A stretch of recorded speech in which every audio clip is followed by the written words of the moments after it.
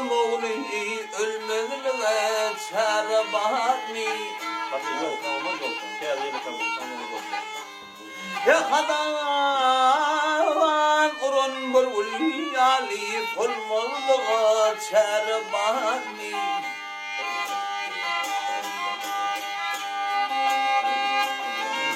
Düşünmersin, düşünmersin hiç ölmeyi, hep adetmersin saat bulmeyi yapsan. Ayakas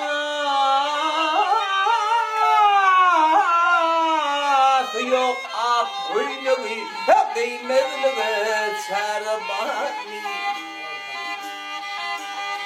Hep yakas yok ak kuyneyi, değmezliğe çare bani.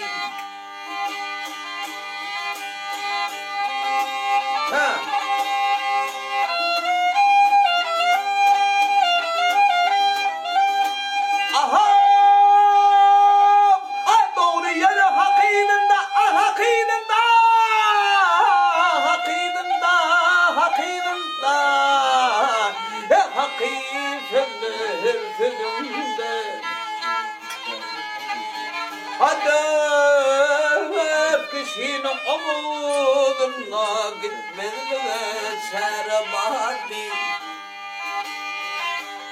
Hadi kişinin omuzuna gitmezliğe çare bari.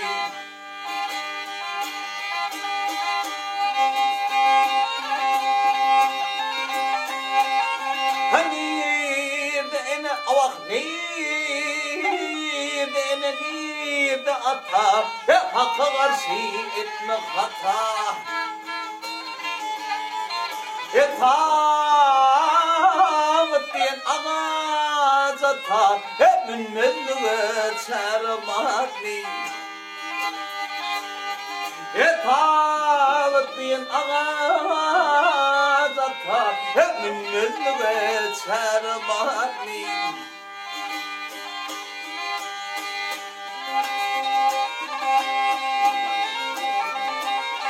Ayrılacaklar gözden perde, gör kökünle halim iyide.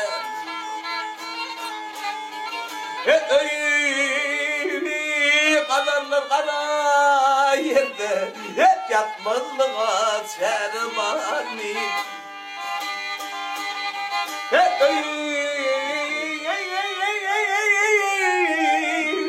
Kadarlar kara yerde, hep yatmazlığa çermani.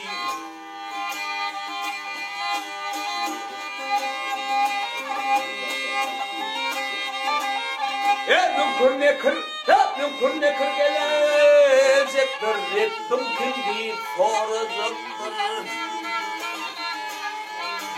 Bu durman cevap verecektir, vermezliğe çarmani. Ay tağıt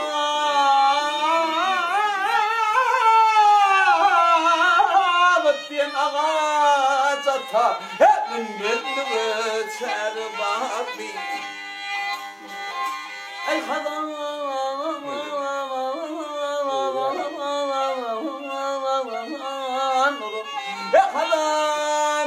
bir ulyali olmazlığa çarmani.